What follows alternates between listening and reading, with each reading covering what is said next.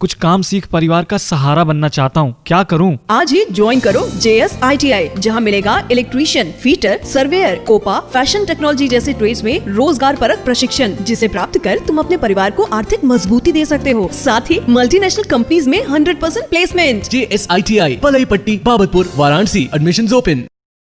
Dear student, JS private ITI के इस online portal पर आपका हार्दिक स्वागत है। मैं विश्वजीत यादव। जैसा कि प्रीवियस क्लासेस में मैंने ट्रांसफार्मर से संबंधित कई चीज़ें आपको बताया गया है, आज हम लोग एक नया टॉपिक स्टार्ट करते हैं, पार्ट्स ऑफ अ ट्रांसफार्मर, मतलब ट्रांसफार्मर के भागों के नाम। जैसा कि मैंने देखा है कि ट्रांसफार्मर का EMF इक्वेशन पढ़े हैं, ट्रांसफार्मर के टर्न रेशियो के बारे में पढ़े थे, बाकी सारी चीज़ों के बारे में हम लोग पढ़े थे। तो आज हम लोग पढ़ेंगे कि एक ट्रांसफार्मर में कौन कौन से भाग होते हैं और उन भागों के क्या क्या नाम है और उनका क्या वर्क है। आज ये चीज़ें हम लोग ट्रांसफार्मर के भाग के अंतर्गत देखेंगे और उसको कैसे हम यूज करते हैं, किस मटेरियल का बनाया जाता है, किस लिए बनाया जाता है तथा उसका कार्य क्या है, ये सारी चीज़ें हम लोग इसके अंतर्गत पढ़ेंगे। जैसे में ट्रांसफार्मर के जो भाग होते हैं वो ट्रांसफार्मर के मुख्य रूप से कई भाग हैं, ठीक है। हाँ, जैसा कि आप लोग अपने गांव में भी देखते हैं या सब स्टेशन पे देखते हैं, जो ट्रांसफार्मर होता है उसमें सबसे बाहरी से हमें बाहर से कुछ चीज़ें दिखाई देती हैं। जैसे उसका ट्रांसफार्मर टैंक दिखाई देता है, बुशिंग दिखाई देती है, चैनल दिखाई देते हैं, व्हील्स दिखाई देते हैं। उसी प्रकार हम लोग आज उसके इंटरनल पार्ट्स से लेकर आउटर पार्ट्स तक सारे भागों के बारे में अध्ययन करेंगे और उस भागों के बारे में अध्ययन करते हुए उसके विशेषताओं के बारे में भी क्या करेंगे, हम लोग देखेंगे। तो देखते आइए है, ट्रांसफार्मर के प्राय जो भाग होते हैं मुख्य रूप से कई भाग हैं, जिसमें पहला हम लोग जो लोग जिसके हैं लेते हैं वह है हमारा कोर, जिसको क्या कहते हैं, कोर। दूसरा हमारा होता है वाइंडिंग, दूसरा क्या होता है, वाइंडिंग। और यह वाइंडिंग में हमारा दो भाग होता है, एक होता है हमारा क्या, एक होती है प्राइमरी वाइंडिंग, प्राइमरी वाइंडिंग, और दूसरा होता है हमारा क्या, सेकेंडरी वाइंडिंग, वाइंडिंग। उसके बाद तीसरा होता है हमारा टैंक, टैंक। और उसके बाद हमारा चौथा होता है transformer oil,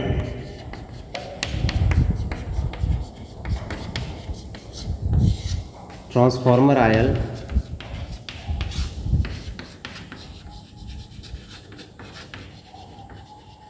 transformer oil.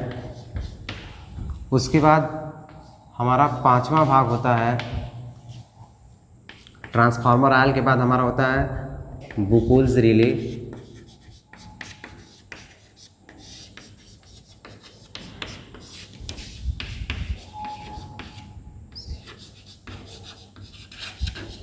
Buchholz relay, Buchholz relay. उसके बाद होता है हमारा conservator tank, tank, conservator tank. उसके बाद है हमारा सातवां oil inlet, oil inlet valve, जिसको कहते हैं ऑयल इनलेट वाल्व। उसके बाद होता है आठवां हमारा oil outlet valve, oil outlet valve, या जिसको हम ड्रेन कॉर्क के नाम से जानते हैं, ड्रेन कॉर्क के नाम से जानते हैं। उसके बाद हमारा नौवां होता है ऑयल गेज, ऑयल गेज। उसके बाद 10वां पॉइंट होता हमारा क्या है, प्राइमरी टर्मिनल। उसके बाद 11वां होता है हमारा सेकेंडरी टर्मिनल,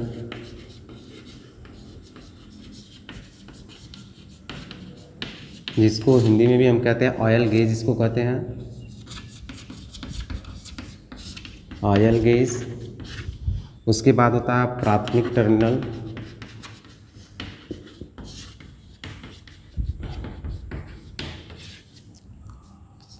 यह होता है द्वितीयक टर्मिनल,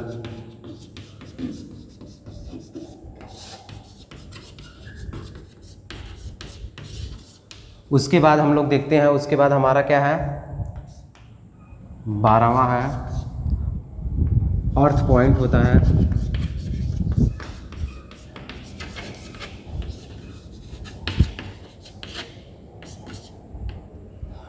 अर्थ पॉइंट,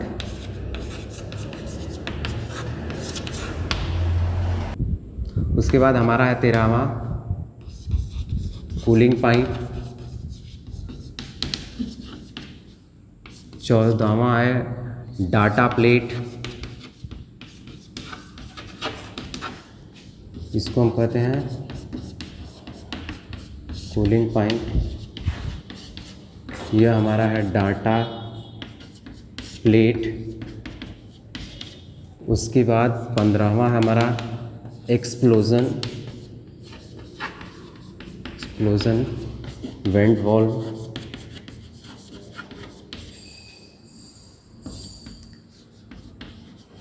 एक्सप्लोज़न वेंट वाल्व। उसके बाद नेक्स्ट है हमारा 16 एक्सप्लोज़न वेंट वाल्व। उसके बाद हमारा नेक्स्ट है हमारा ब्रीदर।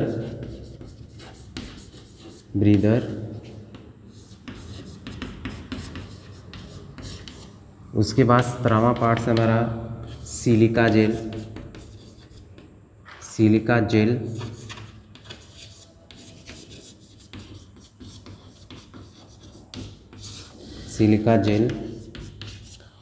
और उसके बाद 18वां भाग हमारा बेस चैनल,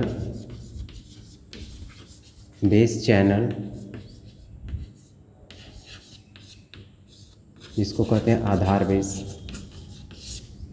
आधार चैनल। और 19वां है हमारा तापमापी।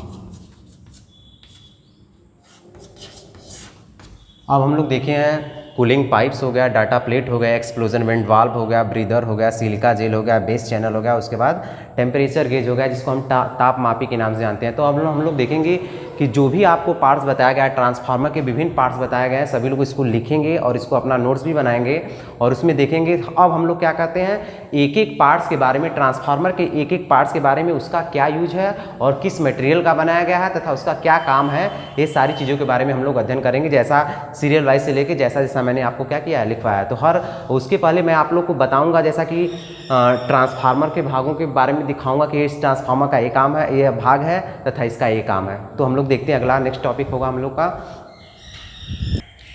अब हम लोग देखेंगे कि जो मैंने पहला भाग आप लोग को बताया था कोर, किसके बारे में, कोर के बारे में।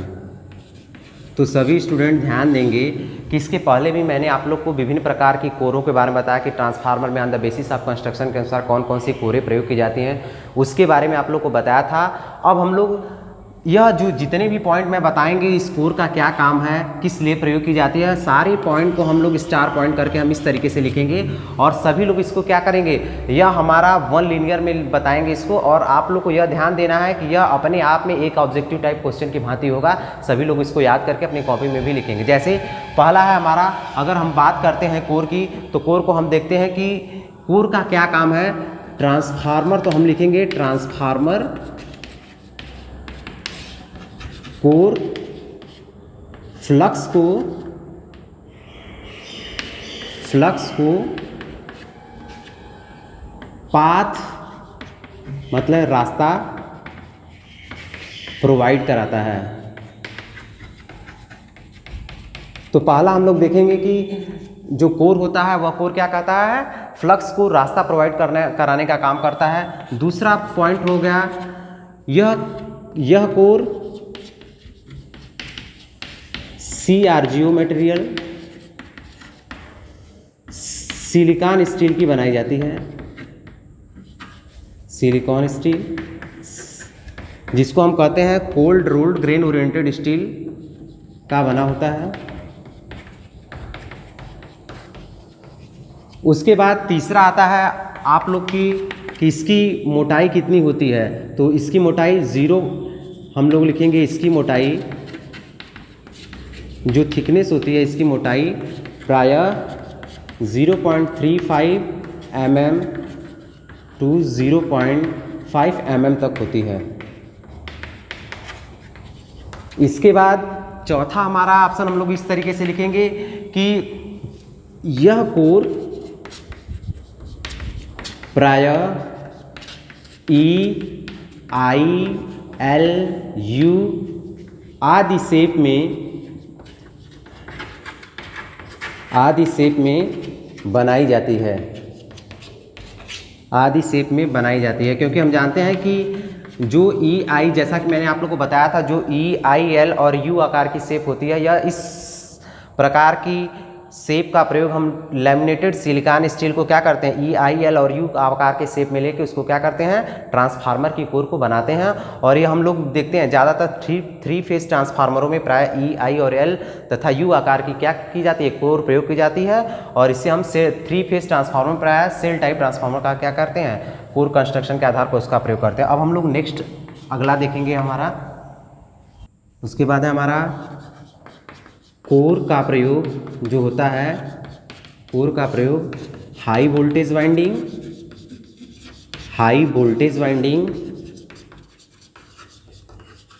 तथा लो वोल्टेज वाइंडिंग तथा लो वोल्टेज वाइंडिंग के बीच क्लोज्ड मैग्नेटिक पाथ, हम लोग देखें कोर का प्रयोग हाई वोल्टेज वाइंडिंग तथा लो वोल्टेज वाइंडिंग के बीच क्लोज मैग्नेटिक पाथ क्या करता है, प्रोवाइड कराता है। इतना सारे हमारे कोर के क्या हैं, प्रयोग हैं। अब हम लोग देखेंगे नेक्स्ट अगला हमारा है कि जो छोटे ट्रांसफार्मर की कोर क्या होती है, जो छोटे ट्रांसफार्मर की कोर का क्रॉस सेक्शनल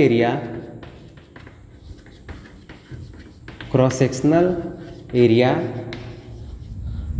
आयताकार तथा बड़े ट्रांसफार्मर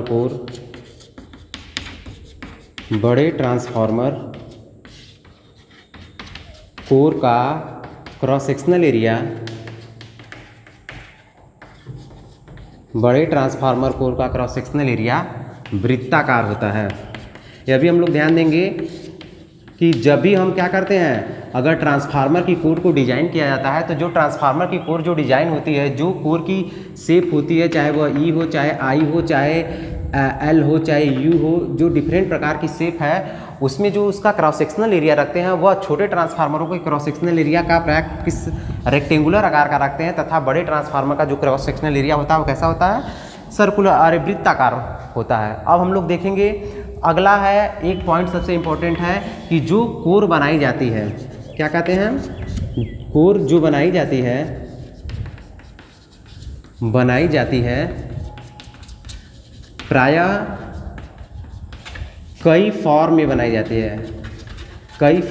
जाती है, जिसमें पहला हमारा हम क्या करते हैं, जो ज़्यादातर कोर बनाते हैं उसको हम कई फॉर्म में बनाते हैं। जैसे जो एक वर्गाकार शेप में बना सकते हैं, एक वर्गाकार शेप में भी बनती है कोर, जैसे यह कोई ट्रांसफार्मर की कोर है, ठीक है, उसकी लेमिनेशन जो भी हो रहा है तो उसको हम क्या कर सकते हैं, वर्गाकार शेप कहते हैं, ठीक।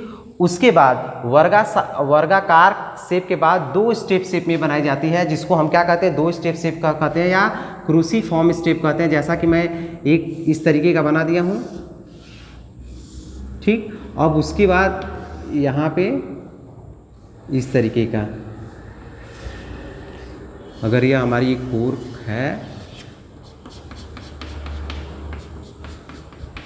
एक ही है, एक है, तो जो मैंने पहला कोर बताया वह क्या है, वर्गाकार है,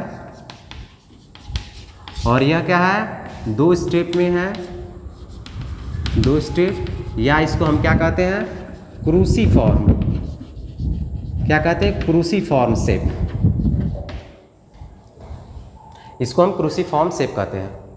उसके बाद हम लोग देखते हैं, यह तो क्या हो गया हमारा 2 स्टेप में हो गया। और तीसरा, जैसे अगर हम क्या कर दिए, एक वर्गाकार कोर बना दिए ट्रांसफार्मर की, ठीक है, तो इसमें यह एक स्टेप है, यह, उसके बाद एक स्टेप यह, तो यह क्या हो गया, 3 स्टेप। तो जो कोर भी बनाई जाती है वो कोर प्राय 3 स्टेप वाली भी क्या की जाती है, बनाई। तो एक स्टेप यह है, एक स्टेप यह है, तथा एक स्टेप क्या है, यह है। तो इसको भी हम कह, जो यह इस टाइप की कोर होती है वह क्या होती है, 3 स्टेप होती है। इसको क्या कहते हैं, 3 स्टेप कोर। जैसा कि मैंने आपको प्रारंभ बताया, वर्गाकार से 2 स्टेप, या ज़्यादातर यही पूछता है 2 स्टेप, या जिसको हम क्या कहते हैं, क्रूसीफॉर्म स्टेप, क्रूसीफॉर्म स्टेप। और उसके बाद 3 स्टेप की भी बनाई जाती है। और 3 स्टेप के अलावा जो कोर बनाई जाती है वह 4 स्टेप की बनाई जाती है। जैसे एक वर्गाकार शेप हो गया यह हमारा, और एक स्टेप यह दूसरा, और यह एक तीसरा, और एक यह चौथा। उसी प्रकार जैसा ऊपर वैसा नीचे भी 1 2 और 3 इस तरीके की हमारी क्या होती है, कोर की शेप बनाई जाती है, जिसको हम इसको कहते हैं 4 स्टेप कोर, 4 स्टेप। उसके बाद मैंने आप लोगों को बताया था कि जो छोटे ट्रांसफार्मर की कोर होती है वह प्राय आयताकार शेप में, तथा बड़े ट्रांसफार्मर की कोर प्राय क्या है, उसको क्या कहते हैं, वृत्ताकार शेप में बनाई जाती है। तो ऐसा क्यों किया जाता है कि जो वृत्ताकार में, ऐसा इसलिए किया जाता है कि जो कोर वृत्ताकार शेप में बनाई जाती है, ठीक है, तो उस पर क्योंकि क्या करते हैं, जो वृत्ताकार में बनाई जाती है, वृत्ताकार शेप में जो कॉपर वाइंडिंग होती है, कॉपर वाइंडिंग होती है, क्योंकि हम क्या करते हैं, कोर पे कॉपर वाइंडिंग करते हैं, तो उस समय अगर कोर हमारी आयताकार होगी, अगर रेक्टेंगुलर नेचर की होगी कोर, कैसी नेचर की होगी, अगर हमारी कोर रेक्टेंगुलर नेचर की होगी तो उसमें जो कॉपर कंडक्टर लगेंगे इन कंपेयर टू वृत्ताकार की अपेक्षा क्या होंगे, ज़्यादा लगेंगे। इसलिए हम ज़्यादातर वृत्ताकार कोर की प्रयोग करते हैं, जिसमें हमारा क्या होता है, सेविंग ऑफ कॉपर मटेरियल। क्या होता है, सेविंग ऑफ कॉपर मटेरियल। जो कॉपर मटेरियल होता है उसकी क्या होती है, बचत होती है। इसलिए ज़्यादातर जो हमारे कोर बनाए जाते हैं उसकी स्टेप में बनाए जाते हैं वर्गाकार और वृत्ताकार शेप में बनाए जाते हैं, और आयताकार में कम। छोटे मशीनों की जो कोर हम आयताकार में बना सकते हैं, लेकिन बड़ों का हम किस में बनाते हैं, वृत्ताकार में ही बनाते हैं। वैसे हम लोग देखें हमारा कोर कंप्लीट हो गया। अब हम लोग देखेंगे कि अगला जो सेकेंड होता है हमारा, सेकेंड क्या होता है हमारा, वाइंडिंग। मैंने आपको बताया था सेकेंड क्या है, वाइंडिंग। जैसा कि मैंने आप लोग को जब बेसिक कंस्ट्रक्शन बताया था सारी चीज़ें, उस समय मैंने आप लोग को बता दिया था वाइंडिंग क्या है। थोड़ा सा हम एक व्यू और लेके चलते हैं वाइंडिंग पे। जैसा कि देखते हैं कि वाइंडिंग क्या होती है, इसको हम स्टार पॉइंट में करके लिखते चलेंगे, क्योंकि आप लोग को भी लिखना होगा। तो देखेंगे वाइंडिंग क्या है कि ट्रांसफार्मर की जो कोर होती है उस पर कोर पे क्या करते हैं, वाइंडिंग प्राय 2 प्रकार की करते हैं। वाइंडिंग प्राय की 2 प्रकार की करते हैं, 2 प्रकार की होती है जिसमें मैंने आप लोग को बताया था कि हम लोग क्या कहते हैं, एक हो जाता है हमारा प्राइमरी वाइंडिंग, ये क्या हो जाता है, प्राइमरी वाइंडिंग, तथा दूसरा क्या हो जाता है हमारा सेकेंडरी वाइंडिंग। सेकेंडरी वाइंडिंग जैसा कि आप लोग देख रहे होंगे कि मैंने उस समय आपको बताया था कि प्राइमरी वाइंडिंग वह वाइंडिंग होती है जिनको क्या करते हैं, सप्लाई से कनेक्ट कर देते हैं, तथा सेकेंडरी वाइंडिंग वह वाइंडिंग होती है जिसको हम क्या करते हैं, लोड से कनेक्ट करते हैं, लोड से कनेक्ट कर देते हैं। उसके बाद हम लोग देखते हैं कि अब प्राइमरी और सेकेंडरी वाइंडिंग जो होती है वास्तव में कोई प्राइमरी और सेकेंडरी वाइंडिंग होती नहीं है। देखिए हम लोग अगर क्या करते हैं, अगर कोई ट्रांसफार्मर है इस तरीके के साथ, ठीक, अगर कोई ट्रांसफार्मर क्या इस तरीके से, तो हम क्या करते हैं, अगर यह प्राइमरी वाइंडिंग बना दिए, यह हमारा सेकेंडरी वाइंडिंग बना दिए, तो हम क्या करते हैं, अगर हम यहाँ पे क्या कर देते हैं, लोड सप्लाई दे देते हैं, अगर यहाँ V1 सप्लाई वोल्टेज अप्लाई कर देते हैं, तो दूसरा हमारा क्या है, लोड के लिए ही होगा, किसके लिए होगा, लोड के लिए होगा। लेकिन ज़रूरी नहीं है कि आप किसी भी वाइंडिंग को इसको प्राइमरी, अगर हम सप्लाई सोर्स जोड़ दें तो हम लोग एक देखने के लिए हमको इसको क्या कहते हैं, प्राइमरी वाइंडिंग है, सप्लाई यह क्या है, लोड से कनेक्ट है तो यह सेकेंडरी वाइंडिंग है। लेकिन यह हमें देखना है कि किसी भी वाइंडिंग को, ट्रांसफार्मर की किसी भी वाइंडिंग को आप क्या कर सकते हैं, प्राइमरी वाइंडिंग बना सकते हैं और उसी को क्या कर सकते हैं, सेकेंडरी वाइंडिंग बना सकते हैं। यह डिपेंड करता है कि आप सप्लाई किधर से दे रहे हैं। अगर हम इस यहाँ इधर से सप्लाई दे देंगे तो यह हमारी क्या होगी, यह प्राइमरी वाइंडिंग हो जाएगी और यह क्या हो जाएगी, सेकेंडरी वाइंडिंग हो जाएगी। तो एक चीज़ और है, रियल में कोई भी वाइंडिंग प्राइमरी और सेकेंडरी वाइंडिंग नहीं होती है। वास्तव में क्या होता है, जो हम वह हमारे पे डिपेंड करता है कि हम सप्लाई किधर से दे रहे हैं। क्योंकि अगर बात करते हैं प्राइमरी और सेकेंडरी वाइंडिंग तो उसको हम प्रायः हाई वोल्टेज वाइंडिंग की, उसको क्या कहते हैं, हाई वोल्टेज वाइंडिंग तथा लो वोल्टेज वाइंडिंग के नाम से आता है। अगर हम लोग बात करें तो वाइंडिंग प्रायः जो होती है वह प्राइमरी और सेकेंडरी न होकर उसको हम कहते हैं हाई वोल्टेज वाइंडिंग, और दूसरा क्या होता है, लो वोल्टेज वाइंडिंग के नाम से जाना जाता है। किसके नाम से जाना जाता है, लो वोल्टेज वाइंडिंग के नाम से जाना जाता है। इसीलिए आप लोग कहीं कहीं हमसे क्वेश्चन एक और पूछता है हमारे एग्जामों में ऑब्जेक्टिव टाइप क्वेश्चन के रूप में कि क्या ट्रांसफार्मर कैसी डिवाइस है, यूनिडायरेक्शनल है कि बाई डायरेक्शनल है। तो हम लोग क्या कहते हैं, अगर हमसे पूछता है तो हम लोग कह सकते हैं transformer is a by directional device. क्या है, बाई डायरेक्शनल डिवाइस। क्या है, बाई डायरेक्शनल डिवाइस है। कैसे बाई डायरेक्शनल डिवाइस है, क्योंकि हम दोनों तरफ से इसको ऑपरेट कर सकते हैं। किसी भी वाइंडिंग से हम क्या कर सकते हैं, सप्लाई दे सकते हैं और किसी भी वाइंडिंग से हम क्या करते हैं, लोड को कनेक्ट कर सकते हैं। तो इसीलिए हम ट्रांसफार्मर को क्या कहते हैं, द्विदिशिक डिवाइस है। क्या है, बाई डायरेक्शनल डिवाइस है। ठीक है, हमें उम्मीद है आप लोग को ये क्लियर हो गया होगा। उसके बाद हम लोग यह भी एक चीज़ और भी देखेंगे कि जो भी ट्रांसफार्मर जो बाइंडिंग होती है वह किस मटेरियल किससे की जाती है, वह हमारा किस पे से, सुपर इनेमल्ड कॉपर वायर से की जाती है। सुपर इनेमल्ड कॉपर वायर से क्या की जाती है, कॉपर वायर से की जाती है। तथा कई जगह लोग एल्यूमिनियम वायर से भी क्या करते हैं। ज़्यादातर जो बेटर होती है वह हमारी क्या की जाती है, सुपर इनेमल्ड कॉपर वायर से की जाती है। एल्यूमिनियम से बहुत कम करते हैं, लेकिन हम क्या करते हैं, वाइंडिंग के लिए इसका भी प्रयोग क्या करते हैं, कर सकते हैं। अब हम लोग देखेंगे, चूँकि कई फॉर्म हमारे हैं, चीज़ें बताया गया है, मैंने आपको बताया है। एक हम ट्रांसफार्मर कंस्ट्रक्शनल फीचर्स बनाएंगे ट्रांसफार्मर का, जैसे कई जो हमारे ट्रांसफार्मर के टैंक है और उसकी वाइंडिंग है, ट्रांसफार्मर आ रहा है, एक आपको कंस्ट्रक्शनल फीचर्स बताएंगे, उसके थ्रू आपको समझाने की कोशिश करेंगे कि ट्रांसफार्मर क्या है। तो अगला हम लोग हेडिंग डालेंगे क्या, constructional details of transformer. Constructional detail of transformer. देखिए कई चीज़ें आप लोग को मैं दिखा नहीं सकता यहाँ पे, चूँकि हम बताएंगे ज़रूर। ठीक, तो जैसा कि आप लोगों ने एक ट्रांसफार्मर देखा होगा, तो ट्रांसफार्मर में सबसे इस तरीके से एक देखा होगा, एक सबसे बड़ा क्या होता है, एक टैंक होता है, तो हम कह सकते हैं। ठीक, यह हमारा एक सबसे बड़ा टैंक है, तो इसको क्या कह सकते हैं, जिसको हम ट्रांसफार्मर टैंक के नाम से जानते हैं, जिसको मुख्य टैंक के नाम से भी क्या किया जाता है, जाना। तो ट्रांसफार्मर में सबसे जो भारी और देखने में हमको दिखता है यह भाग, इसको हम क्या कहते हैं, ट्रांसफार्मर टैंक। और इस ट्रांसफार्मर टैंक में प्रायः क्या भरा होता है, ट्रांसफार्मर ऑयल भरा होता है, जैसा कि सभी लोग जानते हैं। अब इस ट्रांसफार्मर में क्या होती है, जो हम कोर, इस तरीके से कोर है,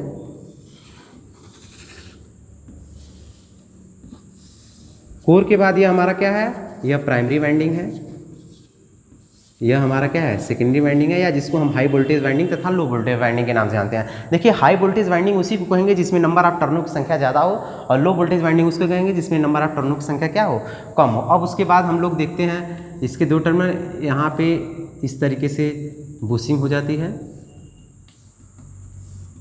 अगर हम लोग बात करें तो एक किससे जोड़ दे रहा है और एक से, उसी प्रकार यहाँ पे बुशिंग होती है, ये किससे जोड़ दिया। और उसके बाद हम लोग एक भाग और देखते हैं कि जो ट्रांसफार्मर के साइड में किस तरीके की संरचना बनी होती है, साइड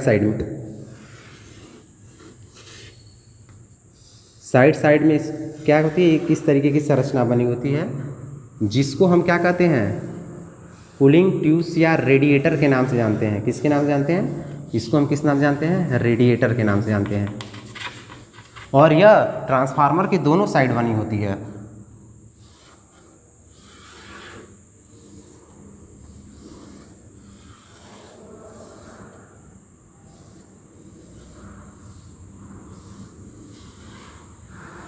उसके बाद ट्रांसपोर्टेशन के एक स्थान दूसरे स्थान के लिए ले जाने के लिए यहाँ पे व्हील्स बने होते हैं। और यह हमारा क्या होता है? बेस चैनल होता है।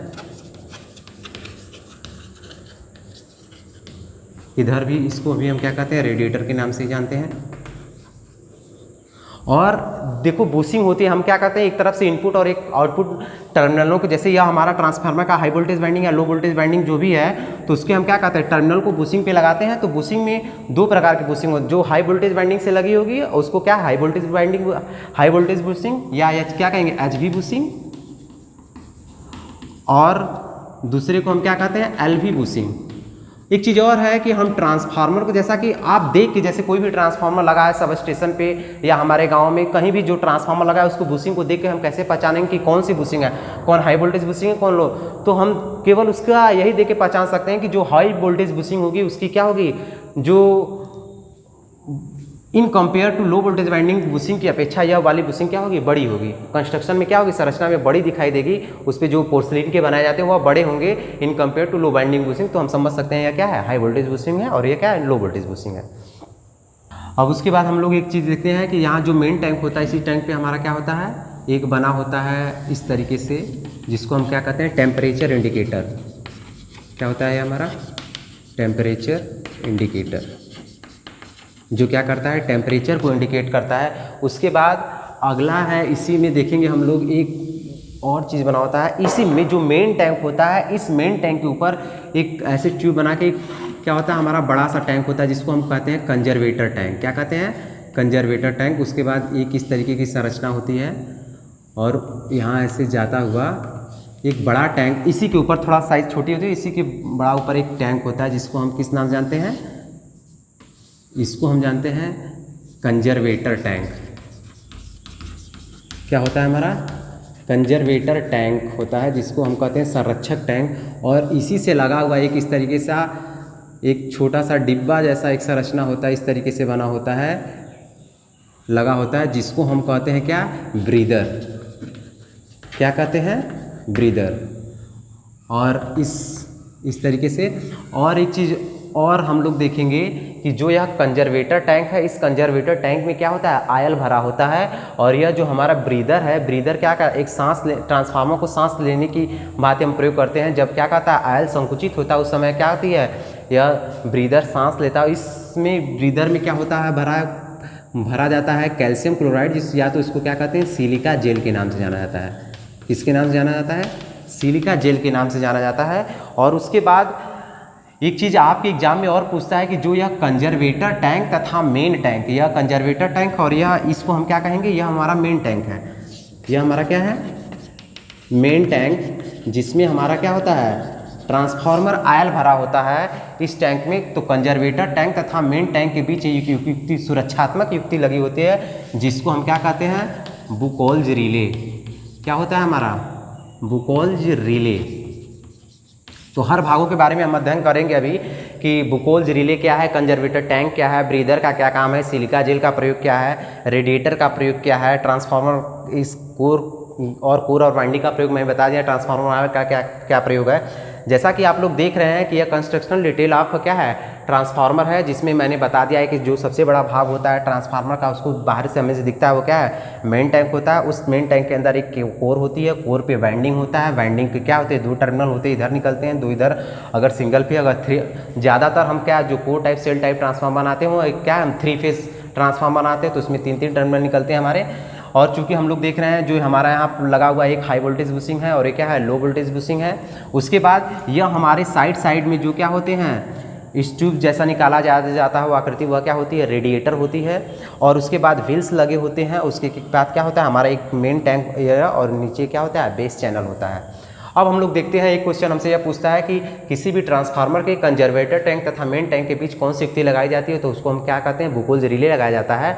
और ब्रीदर में कौन सा पदार्थ भरा जाता है? तो वह क्या होता है? सिलिका जेल होता है। अब हम लोग हर भागों के बारे में अध्ययन करेंगे। तो जो ट्रांसफार्मर का मेन टैंक होता है, वह ट्रांसफार्मर का मेन टैंक प्राय एमएस स्टील या माइल्ड स्टील से क्या होता है, बना होता है, एमएस स्टील से बना होता है। उसके बाद हमारा जो बुशिंग होती है वो पोर्सलिन की बनी होती है। वाइंडिंग जो हमारा कापर वायर की सुपर इनेमल्ड कापर वायर का बनाया जाता है। कोर हमारा CRGO सिलिकॉन स्टील का बनाया जाता है। उसके बाद यह व्हील्स है। और उसके बाद अब यह रेडिएटर का, जैसे ट्रांसफार्मर क्या होता है, जो इस ट्रांसफार्मर में ट्रांसफार्मर आयल डाले जाते हैं। उसके बाद जब ट्रांसफार्मर वाइंडिंग यहाँ जब हीट होती है तो गर्म होती है, तो यह हमारा क्या होता है, आयल भी गर्म होता है। और आयल जब गर्म होता है तो क्या होता है, ऊपर उठता है। तो कूलिंग के लिए हम क्या करते हैं, बाहर दोनों साइड में यह ऐसे खुला होता है, इससे जुड़ा होता है या इससे जुड़ा होता है, इससे जो ट्रांसफार्मर जब ऊपर की तरफ आते हैं तो इस रेडिएटर के माध्यम से क्या करते हैं, ऊपर आते हैं, फिर क्या होते हैं, नीचे जाते हैं, जिससे हमारा क्या होता है, कूलिंग होता है। वो आयल क्या होता है, ठंडा होता है। इसीलिए हम दोनों साइड में क्या लगाते हैं, रेडिएटर लगाते हैं। अब स्टूडेंट इसके बाद हम लोग नेक्स्ट टॉपिक में टैंकों के बारे में, सिलिका जेल के बारे में, बुकुल्स रिले के बारे में बाकी में अगले वीडियो में हम लोग डिस्कस करेंगे। उम्मीद है कि ये हमारा वीडियो आप लोग को पसंद आया होगा। हमारे इस वीडियो को क्या करें, लाइक करें, शेयर करें तथा हमारे यूट्यूब चैनल को क्या करें, सब्सक्राइब करें तथा लेटेस्ट अपडेट पाने के लिए हमारे बेल आइकन को क्या करें, क्लिक करें। धन्यवाद।